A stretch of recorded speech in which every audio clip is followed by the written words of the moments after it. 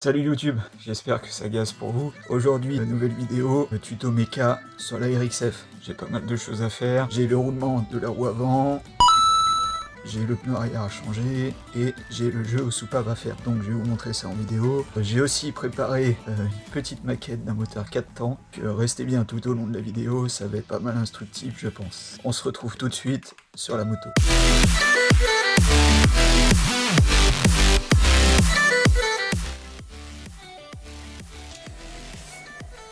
Ouais, sur celle-ci, c'est pratique. Et c'est du 19. Vraiment chier sans la béquille. Hop.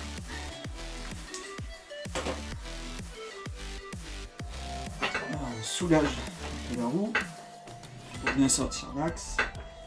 On récupère les entretoises afin de les remonter dans l'ordre. Le démontage. Hop.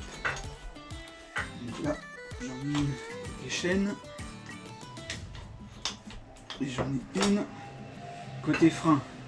Donc moi ce que je fais, je prends l'axe. Vous voyez, il est bien dressé. L'entretoise côté disque. L'entretoise côté couronne. Hop. Et l'écrou. Voilà. Comme ça, je sais que c'est dans ce sens. Au remontage. Voilà, la roue, c'est fait. La gueule du gommard, bon à changer. Hop. Attention le déton.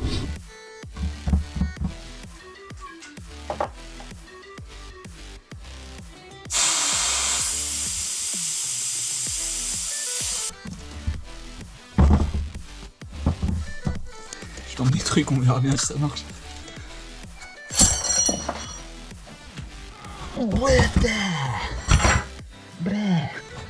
Bon bah, hein, tu connais hein. Hop.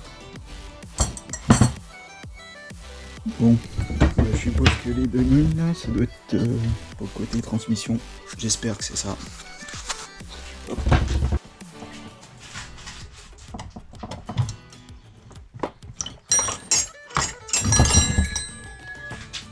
Bon, l'inconvénient c'est que t'en as partout sur les mains après. Le principal, c'est que ça rentre.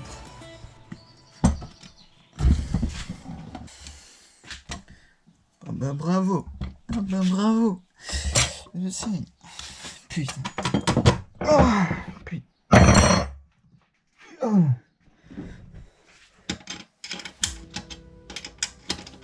Alors je sais pas vous les gars, mais sur la RXF, oh, le roulement côté disque, ça va nickel, hein, y a pas de souci. Par contre, côté couronne, le roulement se barre. Moi je mets de la Loctite, mais ça tient pas. Mais celle-ci là, pas 648 là, chaque fois il se barre. Donc je discutais avec un type là, et lui c'est pareil, son roulement il se barre en fait de ce côté-là, côté couronne. Je sais pas si c'est une maladie ou quoi sur les RXF, mais si quelqu'un a la solution, un remède pour pallier à ça, bah lâchez un commentaire, hein. Je pense que ça pourrait aider la communauté.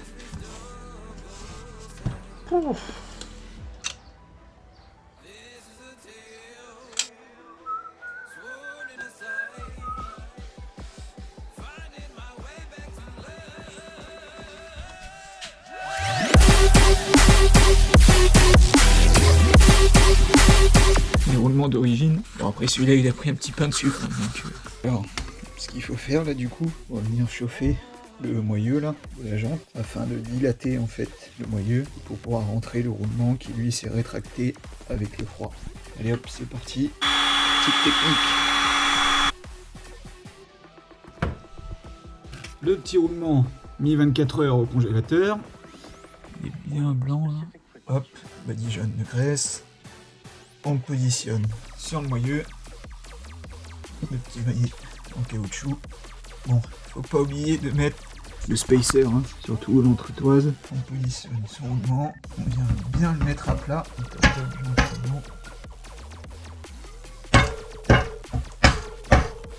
Parfait, parfait, parfait. Hop.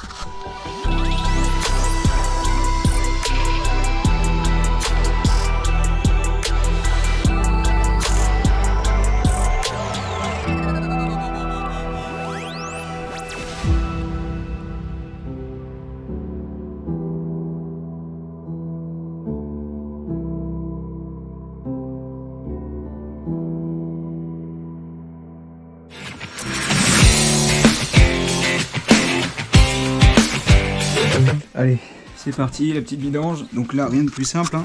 Alors moi, ma petite habitude, j'enlève le bouchon ici, un petit appel d'air. Je sais pas si ça change quelque chose. Vous voyez ici cet écrou là? Donc ça c'est du 17, tu dévisses ça et ça vidange. N'oublie pas de mettre ton bac hein, quand même. Allez, on se retrouve juste après. Donc là je dévisse, arrivé au bout ça va pisser. Le but du jeu c'est pas de faire tomber le boulon dans le seau. Voilà, parfait. Et là ça coule. Ça c'est un truc sympa que je viens de découvrir et que j'ai envie de vous montrer. Putain, je sais pas si vous voyez, ça va pas faire le focus. Là sur le boulon en fait il y a des petits picots de limaille. Ce qui veut dire que ce boulon là, il est aimanté dans le but de récupérer en fait toute la petite limaille générée par le moteur. Donc ça c'est vraiment cool, ça c'est vraiment pas con. Hop, donc vous voyez. C'est parti, on remonte. Donc bien sûr, remettre le bouchon avant. On n'oublie pas le petit joint. Hop. Toujours avec délicatesse, ne pas faire tomber le boulon. Je vous dis ça parce que ça m'est arrivé. Voilà, impeccable. Et là, tu vas venir verser ton huile ici. Alors moi, j'en mets jusqu'à temps que le petit témoin là, témoin d'huile, soit complètement rempli. Allez, c'est parti. On va la remplir. Bon, tu vois, moi je mets pas d'huile de Mickey, je mets de l'huile de samouraï, on va. Le petit entonnoir, toujours très propre, hein, bien sûr. Et puis on y va. Allez, l'huile c'est fait, on va se faire des soupapes.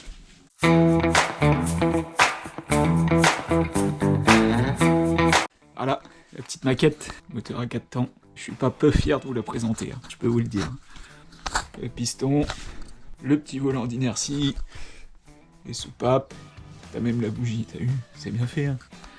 Bon, je vais t'expliquer les cycles du moteur, donc les 4 temps du moteur. Donc là, t'es point mort haut. Point mort haut, c'est compression, explosion. Donc là, tu vois, je vais tourner.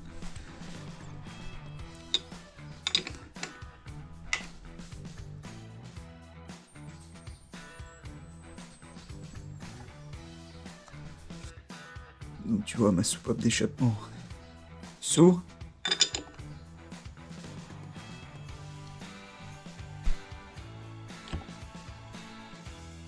Donc le piston est redescendu, là il remonte dans le cylindre. La soupape se ferme, donc là je suis remonté, et là, vous allez voir la soupape d'admission s'ouvrir, hop. Vous voyez la soupape d'admission s'ouvre, donc je fais rentrer du mélange air-essence, hop, dans le cylindre. La soupape se referme. Donc mon piston commence à remonter, compression, donc ça force, vous entendez peut-être un peu, point mort haut, compression, explosion, et on repart sur un nouveau cycle.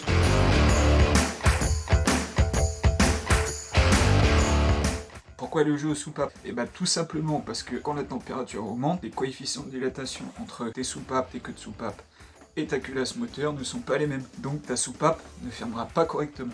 Je vais commencer par la soupape admission, tiens. Alors, donc premièrement, il faut se mettre en point mort haut. On commence à se mettre en point mort haut, c'est pas difficile. T'enlèves ça là, le cache ici, tu fais gaffe au joint. Ici, tu viens chercher ton repère T, je sais pas si tu vois, hop, tu vois le petit T là. Donc le repère T, tu le fais coïncider avec l'encoche ici là. Ça, c'est la couronne de distribution. Donc tu vois le petit repère ici là, tu le fais coïncider avec le petit triangle qu'il y a dans le carter ici là. Une autre technique, prenez un tournevis, t'enlèves ta bougie, tu prends un tournevis, et si ton tournevis va pas plus loin, c'est que ton piston, il est juste en haut de ton cylindre. Voilà. Donc le cache est enlevé, ça c'est le petit culbuteur, et l'espèce de grosse rondelle là, que vous voyez avec le ressort, ça c'est la queue de soupape. Donc vous entendez le jeu ici là? Donc c'est ce jeu là qu'on va devoir aller chercher. Vous voyez ce petit écrou là? Vous le dévissez, c'est du neuf. Et alors soit, bah si vous avez l'outil spécial c'est bien. Bon, moi je l'ai pas, j'utilise une petite pince. Et en fait, avec cette petite pince, ou cet outil magique, vous allez venir dévisser la petite tige, le petit culbuteur. Donc, plus vous dévisserez, plus il y aura de jeu, forcément. Alors après, vous chopez votre jeu de cale, et là, en l'occurrence pour l'admission, c'est du 0,06. Donc vous prenez votre cale, et vous la passez entre le culbuteur et la queue de soupape. Bon, une main c'est chiant, mais... Donc faut passer la cale. Donc là, en l'occurrence, ça passe pas. Je vais pouvoir vous montrer la manip.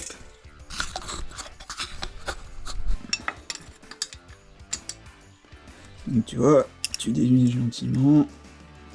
Donc là, j'ai dévissé un chouï. Hop, j'ai dévissé un tout petit peu. Et je resserre l'écrou.